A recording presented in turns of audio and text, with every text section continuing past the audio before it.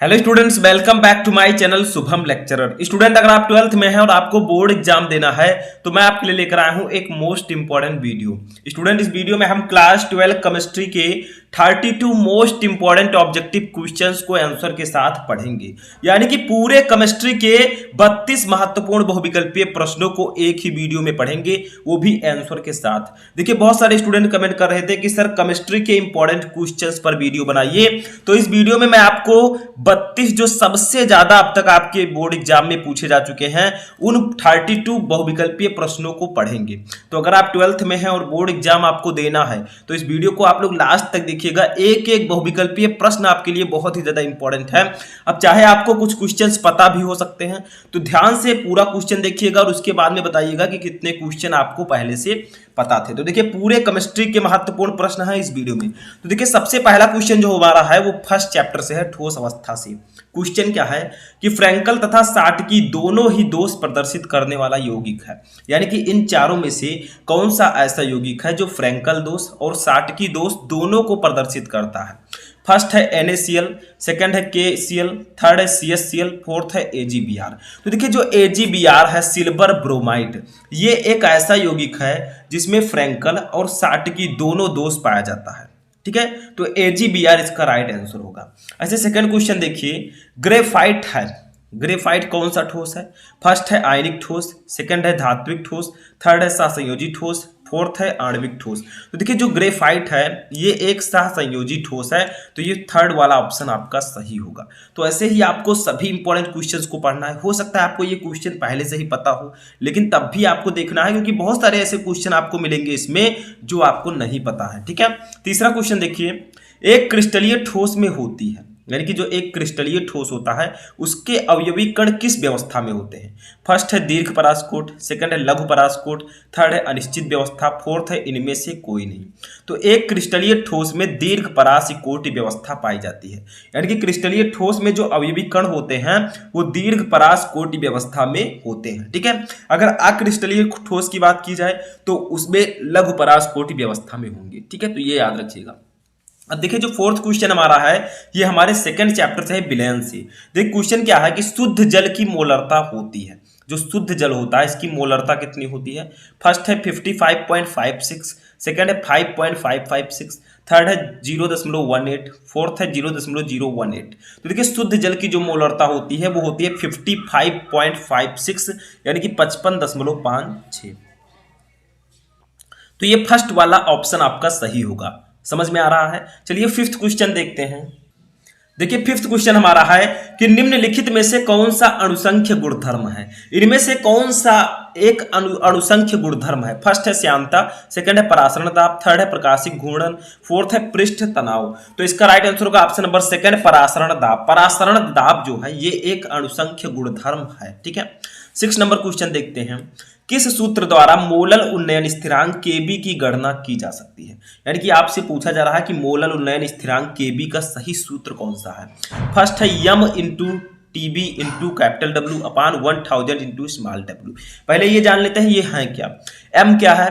m है विलेय का अणुभार, TB क्या है? TB है क्वथनांक में उन्नयन, W है विलायक की ग्राम में मात्रा यानी कि विलायक का भार, और स्मॉल w है विलेय का भार। ठीक है, ये समझ में आ गया। तो इसमें कौन सा फॉर्मूला सही है? सेकंड है 1000 गुणे डेल TB गुणे small w upon capital W, third है 1000 W upon m into del TB into capital W, और फोर्थ है इनमें से कोई नहीं। तो देखिए, मोलल उन्नयन स्थिरांक Kb का जो सही सूत्र होगा वो होगा option number first, m into TB into capital W अपान 1000 इंटू स्मॉल w। ठीक है, तो ये सही फॉर्मूला होगा मोलल उन्नयन स्थिरांक का। तो ये आपका फर्स्ट वाला ऑप्शन सही है। ठीक है, समझ में आ गया। 7 नंबर क्वेश्चन देखते हैं, किसी भी इलेक्ट्रोड का इलेक्ट्रोड विभव निर्भर करता है। ये हमारे थर्ड चैप्टर का क्वेश्चन है। ठीक है, जो हमारा तीसरा चैप्टर है विद्युत रसायन। ठीक है, तो किसी भी इलेक्ट्रोड का इलेक्ट्रोड विभव किस पर निर्भर करता है? फर्स्ट है धातु की प्रकृति पर, सेकंड है विलयन के ताप पर, थर्ड है विलयन की मोलरता पर, फोर्थ है इनमें से सभी पर। तो इसका राइट आंसर होगा ऑप्शन नंबर फोर्थ, इनमें से सभी पर। किसी भी इलेक्ट्रोड का इलेक्ट्रोड विभव धातु की प्रकृति पर भी निर्भर करता है, विलयन के ताप पर भी निर्भर करता है, विलयन की मोलरता पर भी निर्भर करता है, यानी कि इनमें से सभी पर। ठीक है, 8 नंबर क्वेश्चन देखिए, धातु जो हाइड्रोक्लोरिक अम्ल से H2 विस्थापित नहीं कर सकती वह है, यानी कि इसमें से ऐसा कौन सा धातु है जो हाइड्रोक्लोरिकम यानी कि HCl से हाइड्रोजन को विस्थापित नहीं कर सकती है। फर्स्ट है जिंक, सेकंड है कॉपर, थर्ड है मैग्नीशियम, फोर्थ है एल्यूमिनियम।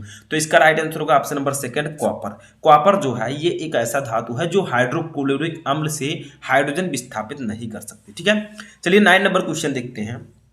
विशिष्ट चालकता की इकाई है। विशिष्ट चालकता का मात्रक क्या होता है?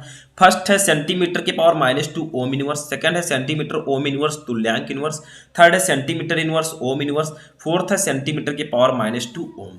तो विशिष्ट चालकता का मात्रक होता है सेंटीमीटर इनवर्स ओम इनवर्स। इसको हम ओम इनवर्स सेंटीमीटर इनवर्स भी लिख सकते हैं या फिर ओम इनवर्स मीटर इनवर्स भी लिख सकते हैं। ठीक है, सेंटीमीटर छोटा है मीटर से, तो इस प्रकार से भी हम इसे लिख सकते हैं। तो ये थर्ड वाला ऑप्शन आपका राइट होगा।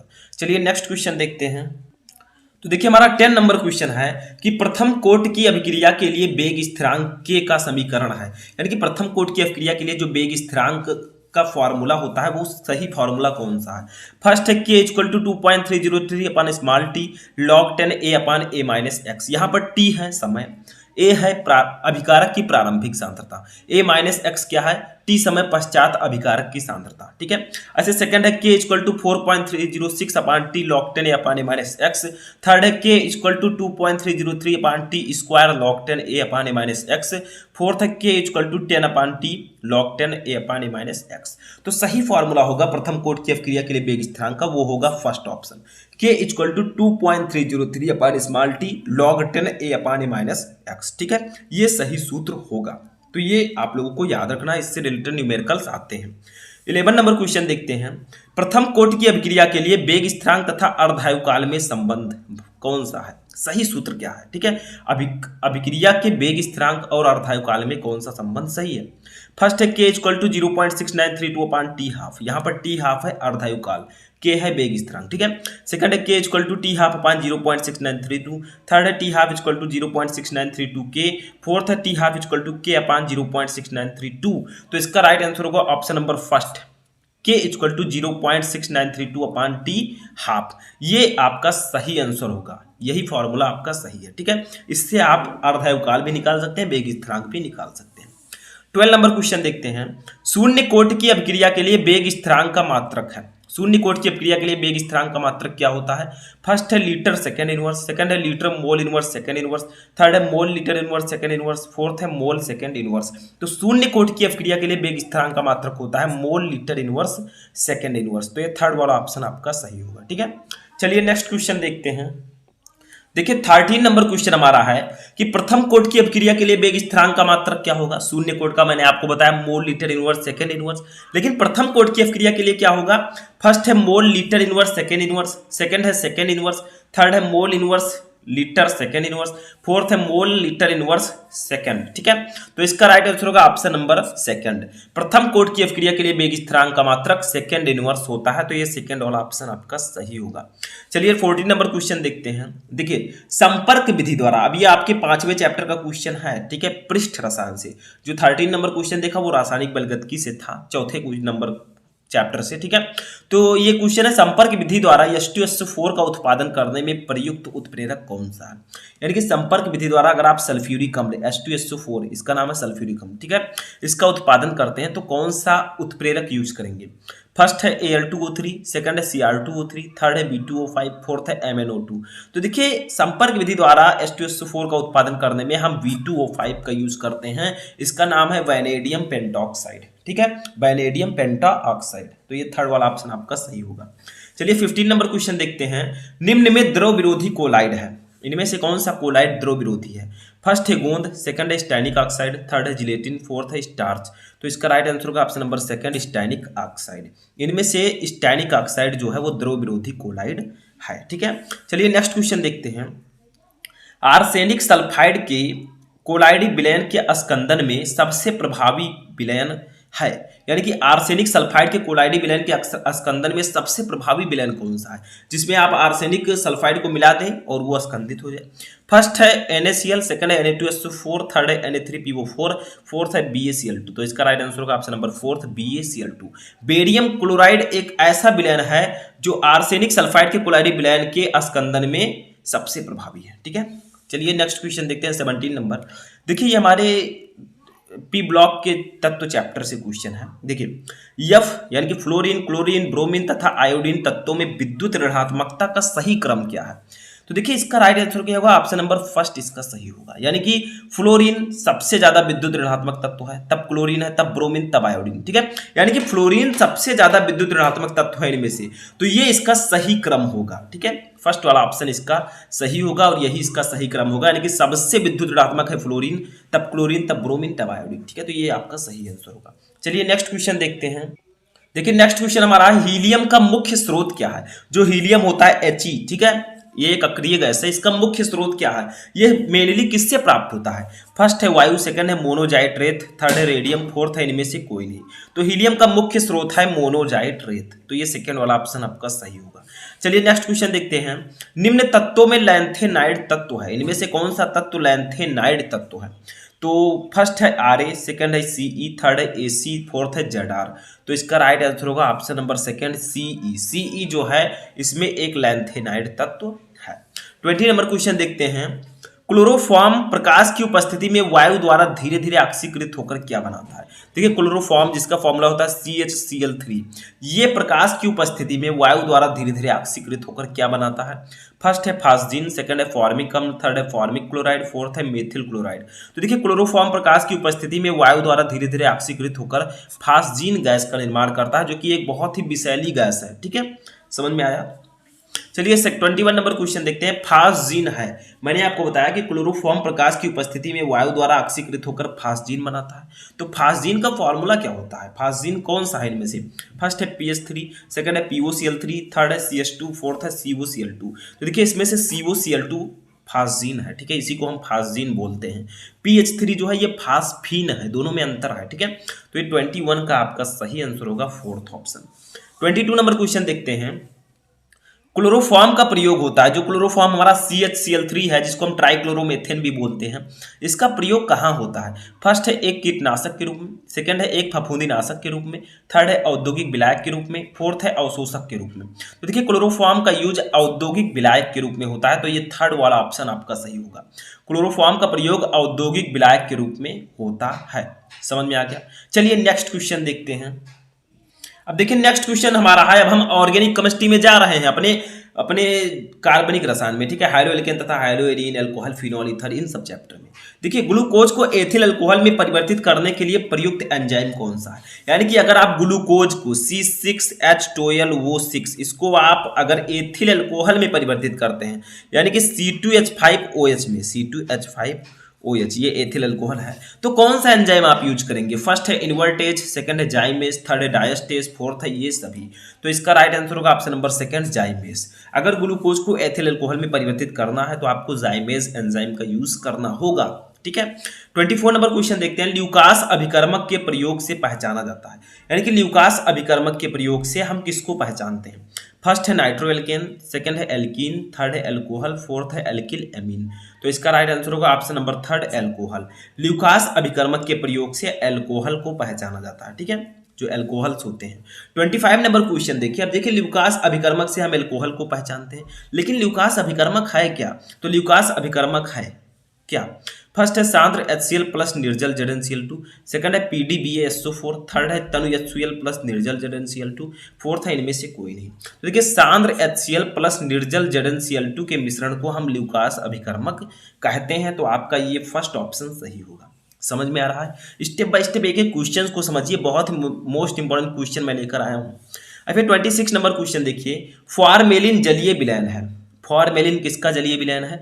फर्स्ट है फॉर्मेल्डिहाइड का, सेकंड है फॉर्मिक अम्ल का, थर्ड है फ्लोरोसिन का, फोर्थ है एसिटल्डिहाइड का। तो फॉर्मेलिन जो है ये फॉर्मेल्डिहाइड का जलीय विलयन है, HCHO फॉर्मेल्डिहाइड। ठीक है, समझ में आ रहा है? चलिए नेक्स्ट क्वेश्चन देखते हैं। देखिए 27 नंबर क्वेश्चन है। रोजेनमुंड अपचयन द्वारा प्राप्त होता है, रोजेनमुंड अपचयन द्वारा क्या प्राप्त होता है? ये एक अभिक्रिया है। ठीक है, फर्स्ट है एल्डिहाइड, सेकंड है ईथर, थर्ड है कार्बोक्सिलिक अम्ल, फोर्थ है हाइड्रोजन। तो इसका राइट आंसर होगा ऑप्शन नंबर फर्स्ट, एल्डिहाइड। रोजेनमुंड अपचयन द्वारा एल्डिहाइड प्राप्त होता है, तो ये फर्स्ट वाला ऑप्शन आपका सही होगा। चलिए नेक्स्ट क्वेश्चन देखते हैं। देखिए 28 नंबर क्वेश्चन हमारा है कि अमीनों का जलीय विलयन होता है। जो अमीन्स होते हैं उनका जलीय विलयन क्या होता है? अम्लीय, क्षारीय, उभयधर्मी या उदासीन? तो इसका राइट आंसर होगा ऑप्शन नंबर थर्ड, उभयधर्मी। अम्लीय, अमीनो अम्ल का जलीय विलयन जो होता है वो उभयधर्मी होता है, ठीक है ना, वो अम्लीय होता है ना क्षारीय। 29 नंबर क्वेश्चन देखिए, कार्बिल एमीन अभिक्रिया में बनता है। देखिए जो कार्बिल एमीन अभिक्रिया हम कराते हैं उसमें प्रोडक्ट क्या बनता है? फर्स्ट है साइनाइड, सेकंड है आइसोसाइनाइड, थर्ड है साइनेट, फोर्थ है आइसोसाइनेट। तो इसका राइट आंसर होगा option number second, isocyanide. Carbyl amine अभिक्रिया में आइसोसाइनाइड बनता है, तो ये सेकंड ऑप्शन आपका सही होगा। 30 नंबर क्वेश्चन देखते हैं, वह कार्बोहाइड्रेट जो मनुष्यों के पाचन तंत्र में नहीं पचता है कौन सा है? यानी कि ऐसा कौन सा इन चारों में से कार्बोहाइड्रेट है जो मनुष्य के पाचन तंत्र में नहीं पचता? ठीक है, अगर मनुष्य उसे खा ले तो वो पचा नहीं सकता। फर्स्ट है स्टार्च, सेकंड है सेल्यूलोज, थर्ड है ग्लाइकोजन, फोर्थ है ग्लूकोज। तो सेल्यूलोज एक ऐसा कार्बोहाइड्रेट है जो मनुष्यों के पाचन तंत्र में नहीं पचता। ठीक है, जैसे आप घास फूस खा लें तो आपके अंदर पाचन नहीं होगा, वही अगर पशु खा लें, जो पशुएं खाती हैं गाय भैंस, तो उनके अंदर वो पच जाता है। ठीक है, समझ में आया। 31 नंबर क्वेश्चन देखते हैं, शरीर में आरक्षित ग्लूकोज के रूप में कार्य करने वाला कार्बोहाइड्रेट है। यानी कि शरीर में हमारे ग्लूकोज के रूप में एक पदार्थ जो है वो आरक्षित रहता है, वो ऑलरेडी रहता है, उसको हम क्या कहते हैं? फर्स्ट है सुक्रोज, सेकंड है स्टार्च, थर्ड है ग्लाइकोजन, फोर्थ है फ्रक्टोज। तो जो ग्लाइकोजन है ये शरीर में आरक्षित ग्लूकोज के रूप में कार्य करता है। ठीक है, ग्लाइकोजन। लास्ट क्वेश्चन हम देखते हैं 32 नंबर, डीएनए में कौन सा क्षारक नहीं होता? यानी कि जो डीएनए है हमारा, इसमें कौन सा क्षारक नहीं पाया जाता इन चारों में से? फर्स्ट है थाइमिन, सेकंड है साइटोसिन, थर्ड है यूरेसिल, फोर्थ है एडमिन। तो इसका राइट आंसर होगा ऑप्शन नंबर थर्ड, यूरेसिल। देखिए डीएनए में यूरेसिल नहीं पाया जाता है, ये आरएनए में पाया जाता है। ठीक है, तो यहाँ पर मैंने आपको 32 मोस्ट इंपॉर्टेंट ऑब्जेक्टिव क्वेश्चंस बताए। आई होप कि आपको 32 क्वेश्चन समझ में आ चुके होंगे। अब आप लोग कमेंट बॉक्स में बताएं कि इनमें से कितने क्वेश्चन आपको ऑलरेडी पता थे। हम मिलेंगे नेक्स्ट वीडियो में नेक्स्ट टॉपिक के साथ। अगर आप लोगों को किसी टॉपिक में क्वेरी है तो आप लोग कमेंट करके बताएं।